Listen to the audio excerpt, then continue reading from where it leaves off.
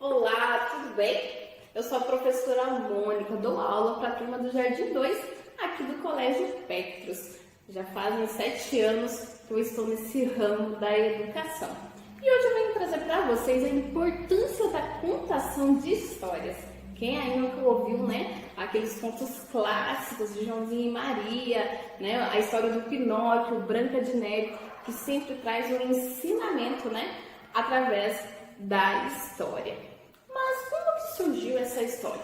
Essa contação de história surgiu mesmo antes da escrita, né? Que a humanidade sentia essa necessidade de repassar aqueles fatos históricos através da oralidade. Eles sentiam essa necessidade de repassar algum fato que tinha acontecido, né? Então eles usavam através da oralidade.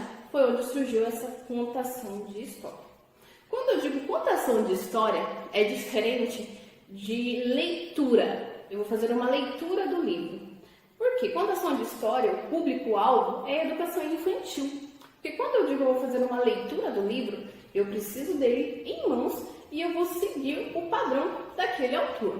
Claro que eu vou poder dar, né, vida aos personagens, porém eu vou ter que seguir o padrão daquele livro. Quando eu digo contar uma história, eu vou pegar um esqueleto da história, vou dar a minha performance e vou adaptar na minha contação, né? Então, o que eu vou fazer? Eu posso usar aventais, fantoches, para o auxílio dessa minha contação de história. Então, a contação de histórias, ela traz muitos benefícios para as crianças. A primeira delas é o quê? É a construção da linguagem, né? E isso pode iniciar desde o berçário, estou dizendo do ambiente escolar. Até mesmo, né? Existem já contação de histórias das gestantes, que a mamãe começa já a contar uma história desde quando o bebê está lá na barriguinha delas, né? Mas no ambiente escolar eu posso começar já desde o berçário. Por quê? Eles vão assimilar o som, né, daquela linguagem e eles já vão associando a questão de tempo. Como assim? Né? Eles vão associar o que está vindo agora, o que vai vir depois, o que será que vai acontecer. Por exemplo, quando eu digo que eu falo a palavra lobo, o lobo é muito mau. Ai, que medo daquele lobo. Quando eu menciono várias vezes a palavra lobo em uma história, eu estou contribuindo para a construção de linguagem. Por que eu estou construindo, estou auxiliando a criança a pensar na palavra lobo? Ela vai associar a palavra lobo como um sentimento de medo, de perigo. Com isso, né, aquele som que ela está ouvindo da palavra lobo, logo mais ela vai associar na história que a palavra lobo, talvez, né, pode representar um perigo durante aquela história, né? Então, por isso a importância de quando eu enfatizo, eu conto aquela história para a criança, eu estou ajudando nessa construção da linguagem. Ela vai referir que o lobo é algo perigoso que pode representar naquela história. E com isso também nós trabalhamos a imaginação da criança. Ao contar uma história, ela imagina diversas vezes, diversas cores, diversos cenários daquela história que eu estou contando para ela. Eu vou instigar a imaginação dela. E com a imaginação nós temos elementos, né, dos sentimentos de angústia. A gente vai também trabalhar com sentimentos através da imaginação da criança com aquela história que eu estou contando. Como assim? Eu vou dar um exemplo bem simples. Temos lá a história da Branca de Neve com a bruxa, né? A bruxa, ela tem algumas atitudes maldosas contra a Branca de Neve. Em um certo momento lá da história, a bruxa ela cai de um penhasco. E o que a criança vai associar? A bruxa caiu do penhasco porque certamente ela fez uma maldade contra a Branca de Neve. Aí com a história também vem o ensinamento que o bem sempre prevalece. Temos também, além dessa imaginação, nós podemos trabalhar também no raciocínio da criança, né? É um elemento que avalia a imaginação da criança. Por quê? Ela está ali naquele momento, ela está vivenciando a história e está instigando o raciocínio. O que será? É agora que vai acontecer aquele momento que eu mais gosto da história. Então esse raciocínio também vem junto com a imaginação ao eu contar uma história. Temos também que nós podemos, naquele momento, nós estamos vivenciando a história. Eu posso trazer essa história para o meu lado pedagógico, né? A história em si, ela já é rica, né? Ela tem um valor inestimável. Ela trabalha já a identidade, a sociedade, a linguagem, a imaginação. Mas, através disso, eu também posso trabalhar fatores pedagógicos em cima da minha contação de história. Para isso, eu vou precisar de um certo tempo. Porque a contação de história, ela requer um tempo de reflexão. Então, hoje, por exemplo, eu vou contar uma certa história e daqui 3, 4 dias eu vou retomar essa história que eu contei naquele dia atrás. Então, eu vou trabalhar a reflexão da criança. Quantas vezes, né, a gente conta uma história para a criança e passa 2, 3, até uma semana, a criança volta e, nossa, o menino Pinóquio, ele mentia, por isso que o nariz dele crescia. Então, ela está fazendo aquele momento de reflexão do momento que eu tive com ela, da contação de história. E pensando também por esse lado, né, da parte pedagógica, temos uma preocupação muito grande, que é como que nós vamos formar um leitor literário através da contação de histórias, através de contar as histórias para as crianças. É algo bem simples. Hoje a criança participou da aula e teve uma história super legal, ela adorou aquela história. Ela vai chegar na casa dela, é uma das primeiras coisas que acontecem, tá? Ela vai chegar na casa dela e vai falar assim, eu tenho que contar uma história para vocês, uma história que eu adorei. Então ela vai querer contar para a mãe, para o pai, para a tia, para a avó, né? Isso instiga ela, que ela quer repassar o que ela ouviu. E mediante isso, às vezes por coincidência, a mãe já conhece aquela história, né? E ele vai ficar surpreso, porque ele acha que só ele conhece aquela história. Então, onde vai interagir entre a família e o aluno, né? Isso instiga também essa vontade dele. E depois que ele contar essa história, ele vai querer saber outras histórias diferentes. É aí onde eu contribuo para a formação do leitor literário. Ele vai querer saber sempre mais uma história diferente. E através disso também, né, levar para a família o que ele ouviu na escola, uma história, requer também diversas formas de interpretações.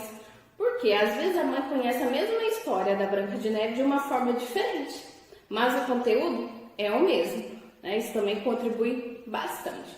E tem muitas perguntas também que falam assim, Mônica, por que tem aquele aluno que gosta da mesma história? Ele só pede a mesma história sempre, 1, 2, 3 vezes, ele quer que você lê a mesma história, né? Ele acaba se apegando naquela história e ele não consegue desapegar mais. Por que isso acontece? Quando eles gostam muito de uma coisa, eles aprendem com facilidade, né? Então eles conhecem a história, sabendo de tudo o que está acontecendo. Então eles se tornam autores da história. Eles sabem o que vai acontecer, eles sabem das falas do personagem, né? E isso é muito importante, essa auto-identificação do aluno perante a história. E também temos o outro lado, que às vezes eles estão vivendo algum conflito, né, interno que eles não estão conseguindo lidar. Às vezes eles têm uma dificuldade de aceitar a palavra não, ou tem alguma amizade que não está legal. Então, aquele personagem daquela história que ele se apegou consegue resolver esses tipos de conflitos que ainda a criança não sabe lidar. Então, por isso que ele se apega ao personagem como uma forma dele demonstrar aquilo que ele está vivenciando internamente e que ele não consegue lidar. Sendo assim, também com a contação de história, eu estou estimulando a atenção da criança, a memória, né? E eu também estou ajudando na questão motora dela. Quando a criança senta para ouvir alguém contar uma história para ela também, né, que ela senta numa posição ereta, eu também estou ajudando ela, né, estou conciliando o desenvolvimento dela das habilidades cognitivas. Isso é muito importante para a criança também. Então, além da contação de histórias, foi um momento que eu estou interagindo com a criança, que ela está olhando para mim, eu estou olhando para ela, que que ela está nesse mundo imaginário da história, não é apenas aquele momento de fantasias. Com elas, trazemos também vários benefícios, né, para o ensinamento da criança, né, de entretenimento, né, com a sociedade também. Porque é muito legal quando a gente conta uma história, a criança já sabe, ela conhece, ela sabe o que vai acontecer. Isso instiga os demais colegas que estão em volta dela a querer saber de mais histórias, né? Quantas vezes a gente conta uma história, o aluno fala que na próxima semana ele vai trazer uma história diferente. E isso eu estou contribuindo para uma formação de um leitor literário. A contação de história também, né, permite, tem vários fatores que nós podemos trabalhar juntamente com a contação de história. E hoje eu vou dar um exemplo que através da contação de história, a importância também de trabalhar as virtudes com os nossos alunos, né, para eles serem seres humanos melhores, né, que a gente sempre aprende sobre empatia, solidariedade. E através do banquinho da virtude, juntamente com a minha contação de história, eu consigo auxiliar esse meu aluno a ser uma pessoa melhor. Por quê? Através do banquinho da virtude, junto com a minha contação de história, eu posso ensinar eles sobre o sentimento da honestidade, né? A virtude da honestidade, da solidariedade, da humildade, que é muito importante, ainda mais nesse momento que estamos vivenciando, a responsabilidade, sobre a amizade, generosidade, respeito e a gentileza. A contação de história também me permite eu trabalhar as virtudes com as crianças. E também temos, né, os contos clássicos, que eles sempre vêm com ensinamento dentro do contexto da história. A contação de história também me permite, além do benefício da imaginação, criatividade, nós também podemos trabalhar, né, a coordenação motora da criança, além da criatividade, como a nossa, né, orientadora pedagógica falou sobre o assunto da psicomotricidade. A contação de história também pode ajudar. Por quê? Trouxe o livro que diz A Menina Derretida. Através dessa contação de história que fala da menina que tudo ela chora e ela se derrete, o que eu posso, através dessa história, trabalhar com as crianças? À medida que eu estou contando essa história da menina derretida, a criança, muito bem, no momento que eu estou contando, ela vai acompanhar a história como a massinha. Porque já que a menina derretida, que tudo ela chora, ela se derrete, o que a criança pode fazer? Cada personagem, no momento que eu refiro que se derreteu, a criança pode, ir amassar a massinha para ela acompanhar o ritmo da história. Isso também vou auxiliar na coordenação motora do aluno. Eu deixo com vocês também uma frase fantástica da Emília Ferreira. Por trás da mão que pega um lápis, dos olhos que olham e dos ouvidos que escutam, há uma criança que pensa.